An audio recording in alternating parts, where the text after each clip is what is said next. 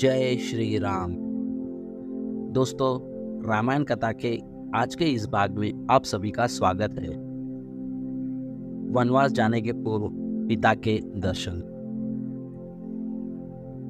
राम जी से उनके 14 वर्ष के वनवास के विषय में पता चलते ही सीता जी ने भी अपना पतिव्रता धर्म निभाते हुए राम जी के साथ वनवास चलने की इच्छा प्रकट की।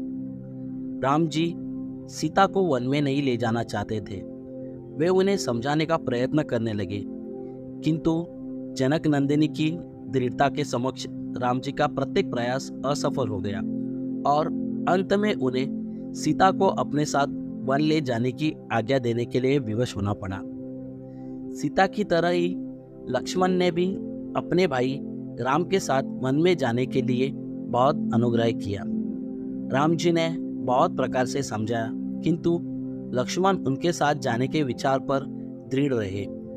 परिणाम स्वरूप राम को लक्ष्मण की दृढ़ता, स्नेह तथा अनुग्रह के सामने भी झुकना पड़ा और लक्ष्मण को भी साथ जाने की अनुमति देनी ही पड़ी। सीता और लक्ष्मण ने कौशल्या तथा सुमित्रा दोनों माताओं से आज्ञा लेने बाद अनुनय विनय करके महाराज दशरथ से भी वन जाने की अनुमति देने के लिए मना लिया। अगले ही दिन सुमंत राजा दशरथ के कक्ष में पहुंचे। उन्होंने देखा महाराज पुत्र वियोग की आशंका से व्याकुल है। वे पानी से बाहर निकाल दी गई मछली की तरह तड़प रहे थे।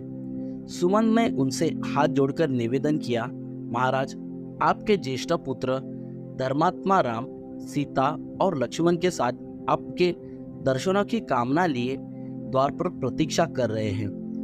माताओं एवं अन्य बंधु बांधवों वेट करने के बाद वे अब आपके दर्शन हेतु आए हुए हैं। उन्हें भीतर आने की आज्ञा दें।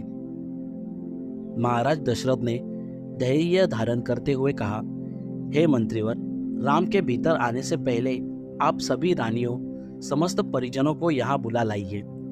यह तो निश्चित हो चुका है कि राम वन गमन करेंगे, अतः मैं चाहता हूं कि मेरा समस्त परिवार यहाँ उपस्थित रहे। सुमंत ने महाराज की आज्ञा अनुसार सभी रानियों तथा परिजनों को वहां बुलवा लिया। उसके पश्चात राम, सीता तथा लक्ष्मण महाराज के पास आए। हाथ जोड़े हुए राम जी वहां पर उपस्थित अपने पिता और माताओं की ओर बढ़े। राम को इस प्रकार अपनी ओर आता देख महाराज दशरथ उन्हें हृदय से लगाने की अभिलाषा से अपने आसन से उठ खड़े हुए, किंतु अत्यधिक शोक तथा दुर्बल होने के कारण वे केवल एक पग बढ़ाते ही गिर पड़े। पिता की ऐसी दशा देखकर राम और लक्ष्मण ने तत्काल उन्हें सहारा देकर पलंग पर लेटा दिया और राम जी ने अत्यंत विनीत स्वर में कहा, हे पिता, आप ही हम सबके स्वामी, कृपा करके आप धैर्य धारण करें और हम तीनों को आशीर्वाद दे कि हम वन में 14 वर्ष की अवधि व्यतीत करने के पश्चात पुनः आपके दर्शन करें। महाराज दशरथ ने आर्द्र स्वर में कहा, पुत्र, तुम्हें वनों में भटकने के लिए भेजने की मेरी कदापि इच्छा नहीं है, किंतु मैं विवश हूँ। अब मैं इसे अधिक क्या कह सकता हूँ कि जाओ, तुम्हारे वनवास का काल कल्याणकारी हो। ईश्वर सदैव तुम्हारी रक्षा करे। मुझे इस बात की भी आशा नहीं है कि तुम्हारे वापस आने तक मैं जीवित रह पाऊंगा। फिर भी मैं परमात्मा से प्रार्थना करता हूँ कि तुम्हारी लौटने पर मैं तुम्हें पुनः देख पाऊँ। महाराज दशरथ की इच्छा थी कि राम के साथ चतुरंगिनी सेना और अन्न धान्य का कोष भेजने की व्यवस्था हो, किंतु राम के विनय पूर्वक उनकी इस इच्छा को अस्वीकार कर दिया। अंत में महाराज ने सुमंत को आदेश दिया, हे मंत्रीवर, आप स्वयं उत्तम घोड़ों से जुता हुआ रथ ले आए और इन सबको देश की सीमा के बाहर तक छोड़े।